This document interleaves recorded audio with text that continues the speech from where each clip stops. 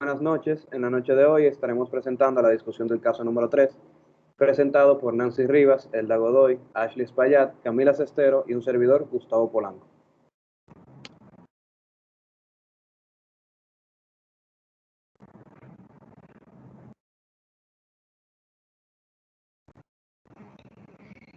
Muy bien, el caso dice, el 1 de enero del 2020, alrededor de las 3:45 de la mañana, múltiples jóvenes se encontraban compartiendo en una discoteca, cuando un joven de 17 años sufre un síncope con paro respiratorio transitorio por intoxicación alcohólica. Llamaron al 911 y él mismo fue atendido por 2 paramédicos que lo recogieron en una ambulancia.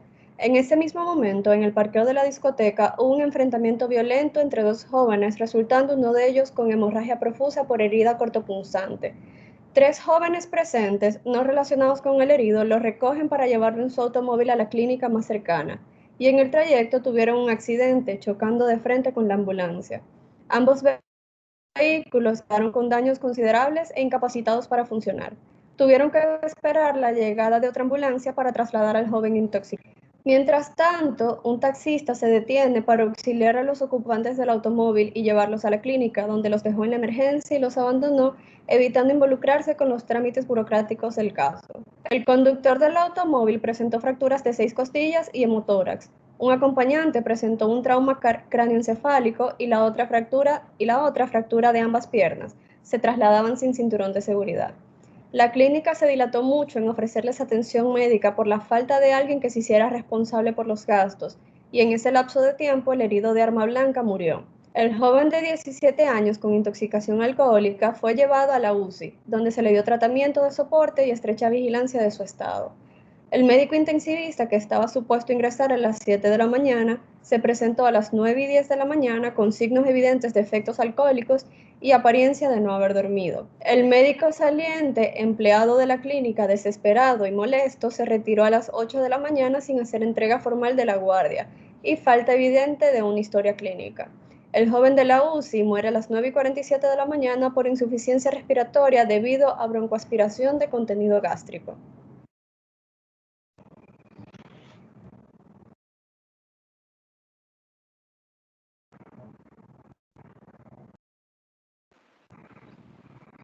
Ok, la primera pregunta ¿es causa de todo esto la intoxicación alcohólica del joven de 17 años?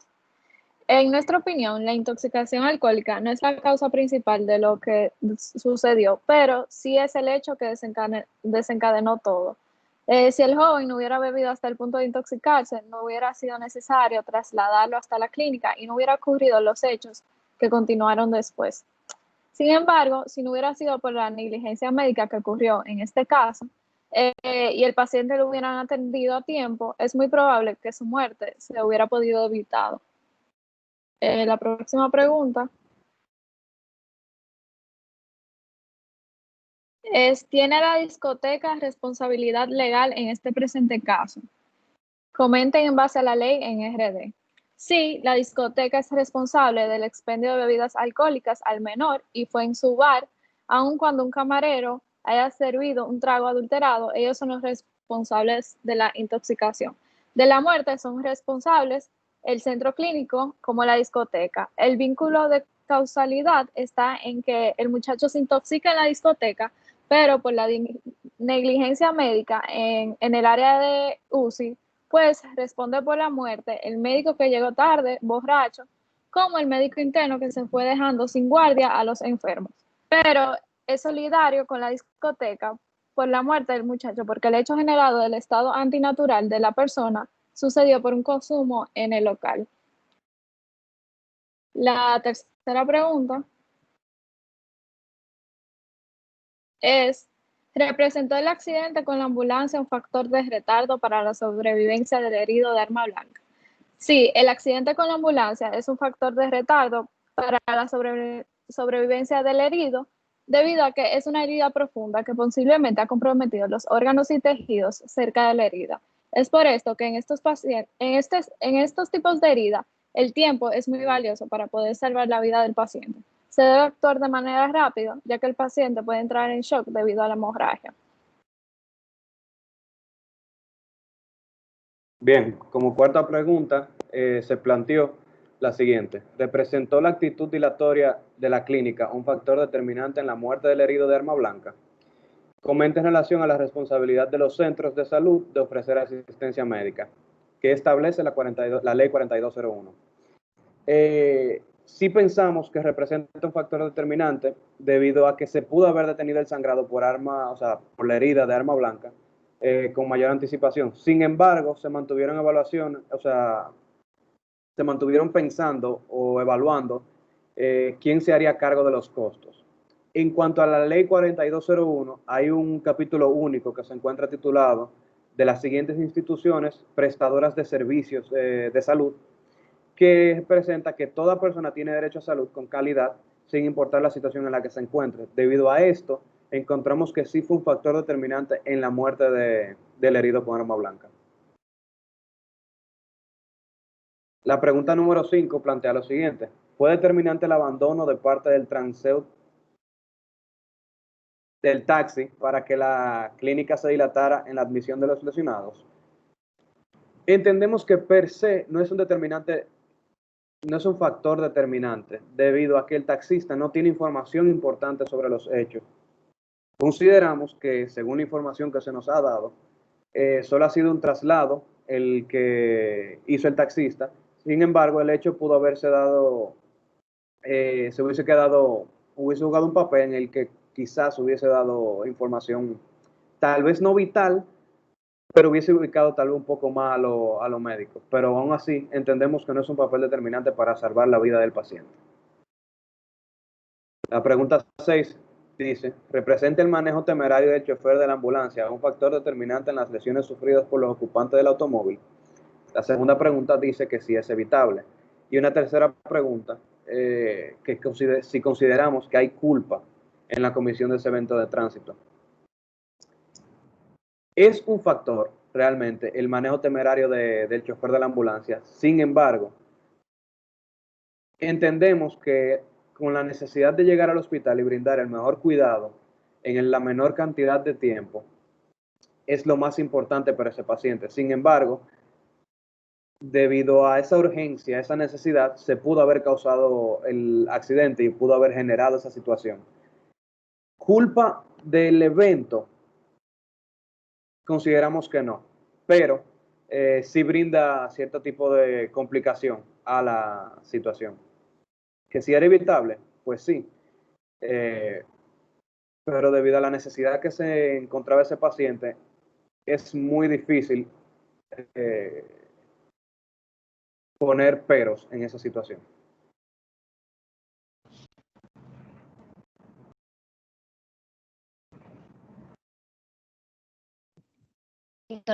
Esta dice: la falta del uso del cinturón de seguridad fue determinante de los propios daños sufridos por los ocupantes del automóvil. Consideramos que sí, puesto que si los se hubieran trasladado con el cinturón de seguridad, puede que los daños ocurridos hubieran sido menores.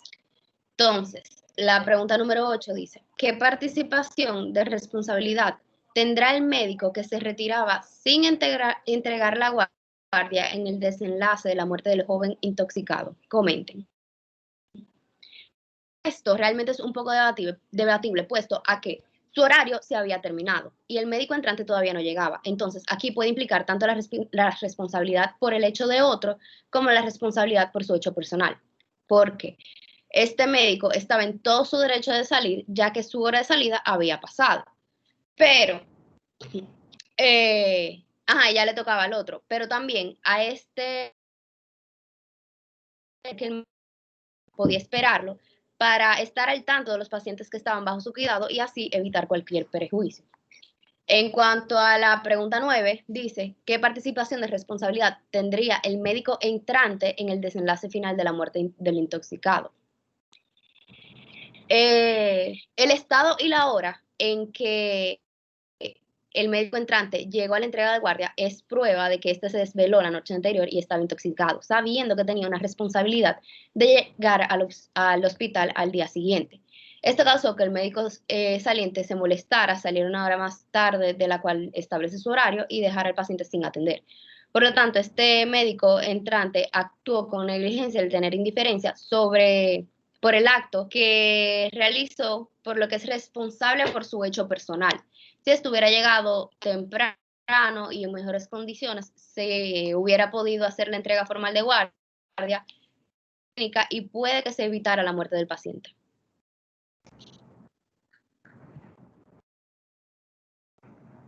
Continuando con la pregunta número 10, que dice, ¿cuál de los dos médicos considera usted que tuvo mayor responsabilidad? Y explique. Consideramos que el segundo intensivista tuvo mayor responsabilidad, porque en primer lugar, el médico no llegó a la hora establecida y tampoco en las condiciones adecuadas. Como médicos que salvamos vidas, debemos cumplir con nuestro juramento y ser responsables. Por llegar tarde, el muchacho murió. Incluso si no hubiera llegado tarde, estaba borracho. Y estar en esas condiciones es una falta de respeto hacia la vida de otra persona, porque así, en esas condiciones, no garantiza que hubiera cuidado del paciente como se debe. Siguiente. La pregunta número 11. Ante la falta de historia clínica, no se puede establecer responsabilidad de los médicos intensivistas por la falta de documentación. En este caso, no solamente hubo una falta de documentación, sino que hubo negligencia en el manejo de la emergencia. El médico intensivista no estaba trabajando con todas sus capacidades, fue imprudente en su desempeño, ni tampoco hizo la debida diligencia ni averiguación de los antecedentes del paciente. Siguiente. Bien, la muerte del joven daría lugar a responsabilidad civil o penal. Pensamos que este caso da lugar a responsabilidad tanto civil como penal, ya que estamos frente a un caso de negligencia grave y que se pudo haber evitado. En primer lugar, a un paciente en estado delicado no se le puede desatender bajo ningún concepto. Este fallo se esclarece en el hecho de que el paciente desarrolló y murió a causa de una broncoaspiración de contenido gástrico, estando en ausencia de personal.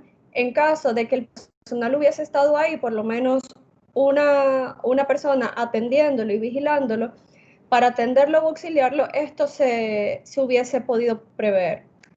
De esto es dejando dicho que el intensivista no debió irse así sin más, sino por lo menos dejar a algún encargado con la información de la entrega de guardia o del caso. Por otro lado, el segundo intensivista, además del evidente retraso que tuvo en su llegada, se presentó en condiciones de consumo de psicoactivos y falta de descanso, motivos bajo los cuales no se puede llevar el ejercicio médico. Todo esto terminando en el lamentable descenso, muy bien prevenible, anteriormente dicho, de un joven menor de edad por errores o falta de médicos de turno.